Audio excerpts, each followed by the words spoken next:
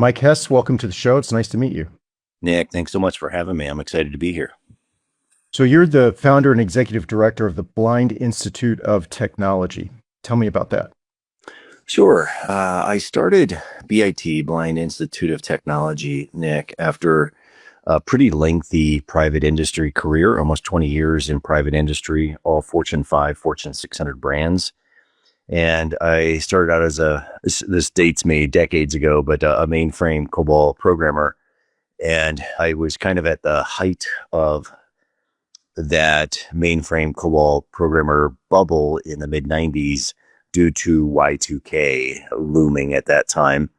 Little did I know, I didn't have a crystal ball that skill set. Like if you could spell Y2K and had mainframe COBOL programming skills, Nick, you were kind of guaranteed a gig. And I'm not really exaggerating on that. So I started my career back in the mid 90s, changing 2-digit date fields to 4-digit date fields. And I continued with my career. I ended up managing 7 and 8 figure projects over my career and did well in private industry as a blind engineer. However, it was always evident to me that like I was the token. I was the only, blind person in a room, very large rooms, but it wasn't always just blindness. Like I never bumped into anybody in a wheelchair with my cane. Never heard of anybody using sign language as their primary means of communication. And neurodiversity wasn't even a topic, Nick. And I worked in tech. I know I worked around folks who were on the spectrum. However, they were just considered eccentric. And so I just, as a good engineer should, I just kept doing some due diligence on that as a problem statement and did a lot of research, found out that there's a lot of fantastic, nonprofits, NGOs across the globe that are, meeting needs for people with disabilities in a piecemeal way from education, advocacy, that sort of thing. However, I couldn't find any of them that were addressing the or underemployment epidemic for the broader disability community. And so, foolish or courageous, somewhere in between, I left my 6-figure income with the support of my best friend and better half to start Blind Institute of Technology, Nick. And so, thus began the journey of BIT. So, if help me to make sure I understand this correctly. So, you were really focused on solving the underemployment problem? And under. So the like, and we all know this, like there's data that'll come out of Washington, D.C. that, supports any argument. We know that. However, people with disabilities broadly are more than 2 times likely to be unemployed versus their fully able-bodied peers. So, tell me, how does your organization go about tackling these problems?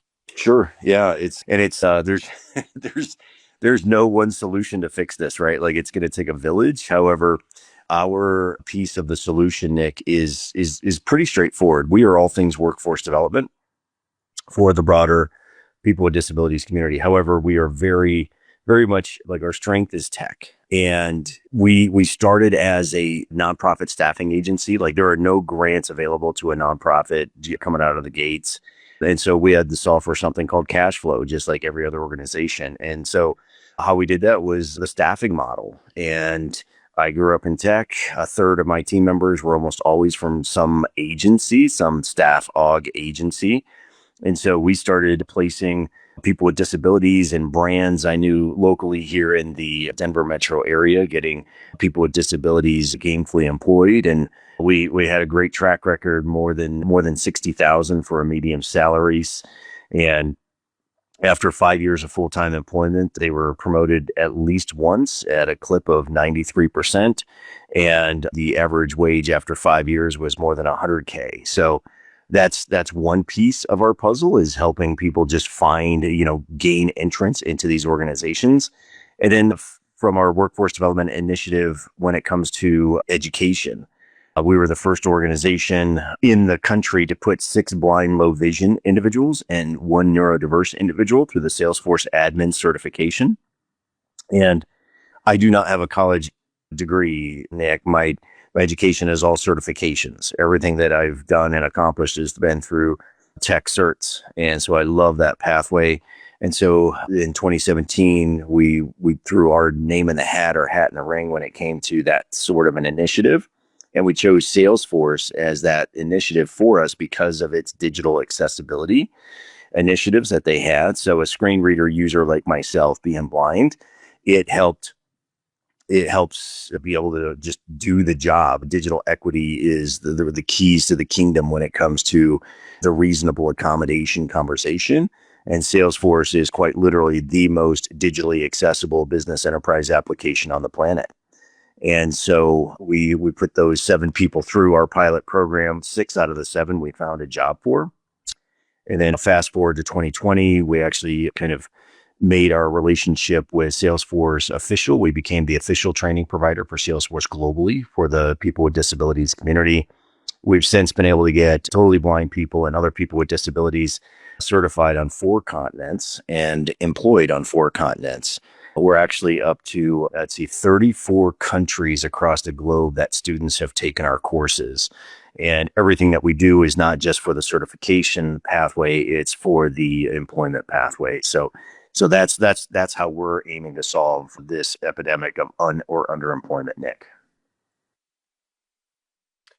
Yeah, that's really impressive. So it sounds like the current activity is really this education and training of folks with these skill sets and then placing them in these very, sounds like high value positions. That's the goal, right? Like it's our biggest challenge, quite honestly. And I know this is probably a question coming up, but our biggest challenge is still perception and stigma, right? As individuals with disabilities, and a lot of times very visible disabilities. However, I know with neurodiverse, it's not always visible unless you catch the non-eye contact type body language with individuals, but that's not always true as well. So, but with the visible ones, folks in wheelchairs, folks that are using sign language as their primary means of communication, myself using a cane, individuals using service animals, like those are very visible identifiers for the disability community. And many times that stigma and perception goes into the hiring process, right? So our biggest challenge is not, the talent, it's not the industry recognized future proof certifications. It's we're tackling the stigma and perception when it comes to the broader disability community. Yeah, it's a tough subject, and I want to be conscious of that. But I'm curious, how do you address that? So you're having a discussion with a potential new employer. This is an issue just in general, but then maybe specific to the tech sector and the types of jobs that you're placing folks into. How do you educate and discuss this with potential hiring organizations? Sure. It's I'd love to say like here is the pixie dust. Here's the magic pixie dust that tells you exactly how to do this. It is we've done well at, quite honestly, getting the word out there to organizations from an OD perspective, organizational development. And I think what's unique about BIT, well, there are a lot of things that are unique about us, but we so because of my private industry background, we know, like I know, through personal experience, if you want to get like a systemic enterprise wide initiative through an organization, you start with OD, you start with organizational development initiatives. And so our very first product out of the bag 13 some years ago now was literally some OD training. So how do we get into organizations talking about, changing an organization's mindset? And it was all about, I believe that it was because of my blindness, Nick, not despite my blindness, that allowed me to be a 6-figure engineer way before they just gave 6-figure engineers as a starting salary. And so as a blind person, when I'm in a room with the business and we're talking about projects, my ability to not get distracted visually, quite honestly, was an asset. I listened to what the business was asking for. I reiterated what the business was asking for. So therefore, all projects that I was on, I delivered both on time and on budget. And in IT speak, like that's an anomaly. Like that rarely happens. But it was because of my blindness, not despite my blindness, that allowed me to make that happen. And so taking those skills and then taking that and building organizational development initiatives around that was a vehicle in which we were able to get inside of organizations, because all organizations want to save money, be more effective, that sort of thing. And so as we're showing up with this new toolbox, this new toolkit for organizations to be more effective and save resources, they were like, oh yeah, let's do that. So that was a vehicle in which we were to, gain entrance into organizations. Yeah, that's really interesting. You mentioned that you have placed people outside of the US and other countries and all over the US. How do people that want to participate in your program find you? It's been there's this new thing called social media. Nick, it's been like we have in you could talk to our marketing manager. Like we have a pretty low budget when it comes to marketing. So but we do a great the good news is the good news gets around. If you are truly impacting people with disabilities in a meaningful way, the word gets out there. And so we have an intake process as a nonprofit. So career seekers, they go to our website, they click on a link, become a career seeker. And one of the first steps is always, or the first step is always an initial interview. And regardless of how busy I am, I still conduct 90, 95% of those initial interviews. And they're always just 10, 15 minutes. But I do it because, quite honestly, I cannot stand the ivory tower executive, especially within nonprofit. Like it's so, it's amazing how pervasive that the executives are ivory tower oriented, where I want to be connected to who we're serving. And for me, having that 10-minute conversation with these individuals across the globe, like it's an amazing feeling. I love that. And quite honestly, I work for them. But I always ask the question, how did you hear about us? And it's almost inevitably, well, now it's, even AIs in it. They're like, oh, Gemini, ChatGPT, it's super fun, but it's almost always Google. It's always Facebook. It's always LinkedIn. It really is, the good word gets out there. And apparently if you go out there and you put in, like into a Google search or Gemini, employment for people with disabilities, Blind Institute of Technology is almost always one of the first results now, which is fantastic. That is fantastic. As you described your leadership style briefly there, another term that could be applied is servant style leadership, right? We hear Ah, that a lot. Is that a skill set and a passion that you developed over time? Did you have a leader that really inspired you to go down that path, or are you just naturally that way? what a great question. That's a fantastic question, Nick. I do have mentors. I have a few mentors, leadership mentors.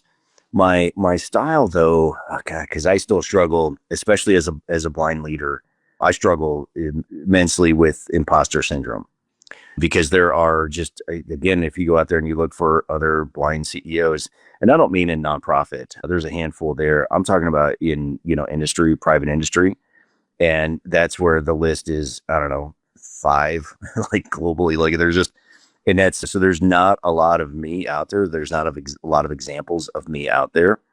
And quite honestly, like even if you look at so if you go to like the Fortune 500 leadership and women leaders in Fortune 500 companies, less than 5% are women of color, right? So we can talk about lack of representation.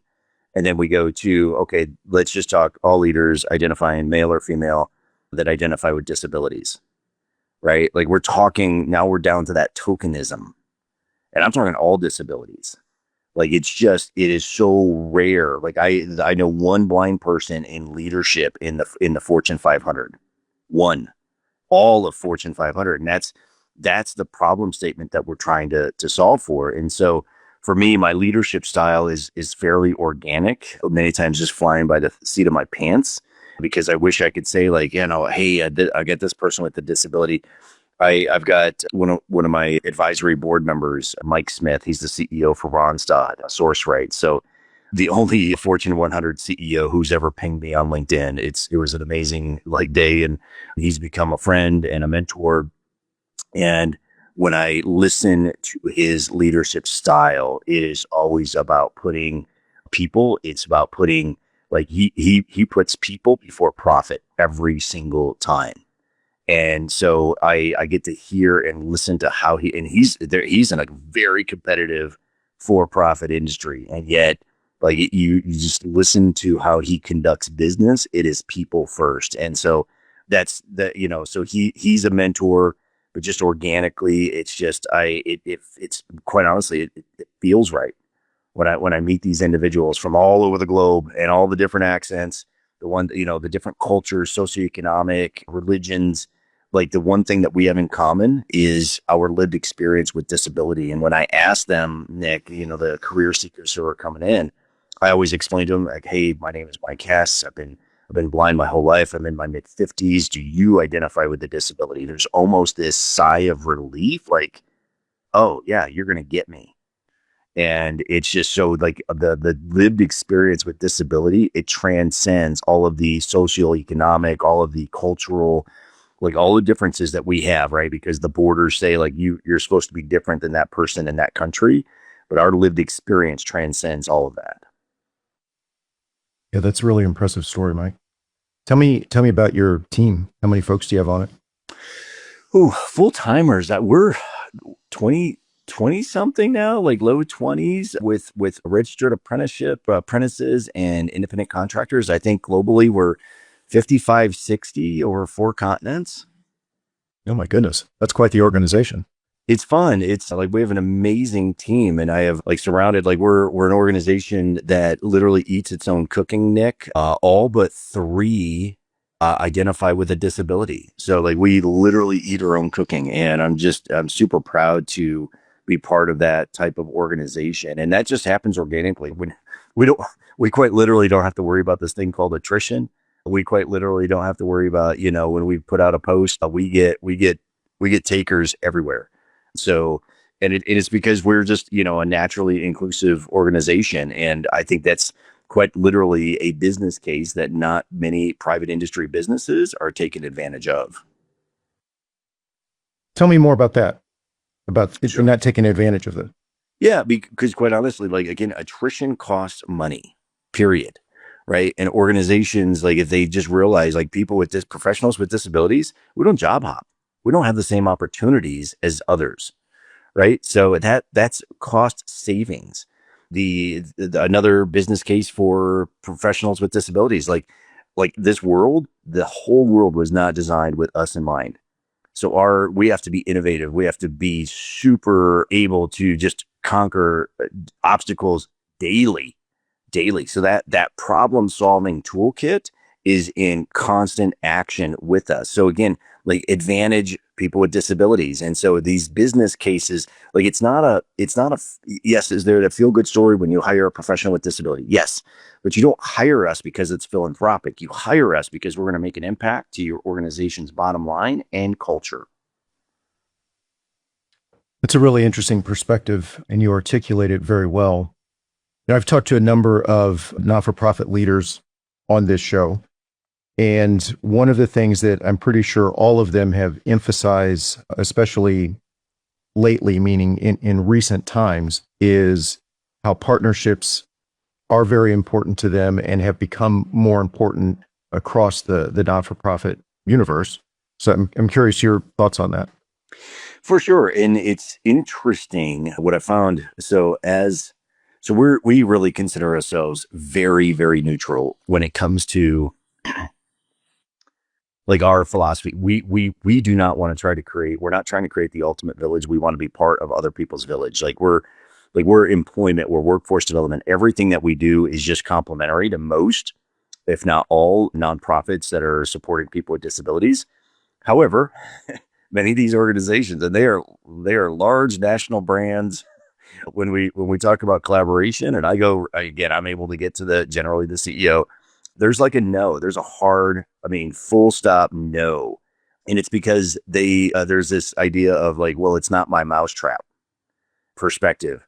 For us though, like I have approached every national brand. There's such a smaller list of CEOs who are like where again a lot of people talk about that collaboration, Nick.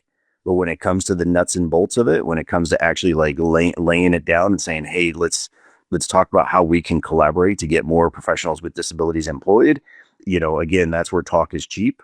And there are so few who are the CEOs can get their ego out of the way and say, like, I know it's not my exact mousetrap, but this is a solution that is for gainful employment for my community. And so I would love to say like, hey, they're all like lining up to collaborate. It doesn't happen that way in practice. Why do you think that is? Ego. Really? Yeah, it's not my mousetrap. It's this. I grew up in tech. I mean, I grew up around super smart people, and they just if it's not my solution, it's not a good solution.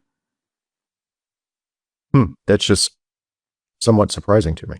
It's baffling. I off air, I'll give you names and organizations, my friend. Well, obviously what you are doing and have done is perhaps incredible, is a good word for it. And obviously making the difference in a lot of people's lives. It's really impressive. And, what a great service to communities and to the world. I mean, it's really impressive. What a story. I appreciate it. I don't. None of this is from a braggadocious because quite honestly, I don't feel like I've done shit yet.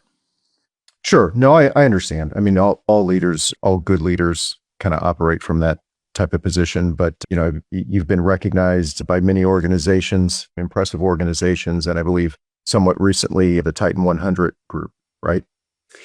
Titan, some of the stuff that I'm really most proud of, and this is a little bit of the Wayback Machine, but I was here in the Denver metro area. I was honored with the Dr. Martin Luther King Jr. Business Award, and obviously an icon of mine of true civil rights leadership. And just last year we were in Vienna, Austria, and we were awarded by the Zero Project just last year on the international stage for what we're doing. So there are a couple of awards that really, I'm truly humbled for, one just for an iconic civil rights, but the other is just the global stage because truly, we've again students from 34 countries. We've gotten employment on 4 continents, right? Like, and we're not going to get all 7, right? There's no people with disabilities in Antarctica, so we're really close to getting the whole set. Well, again, good for you. Maybe perhaps to summarize, if folks wanted to get in touch with you, learn more about the program, maybe explore supporting it, obviously they can search the name, the Blind Institute of Technology, but is there any other way you would suggest folks find you?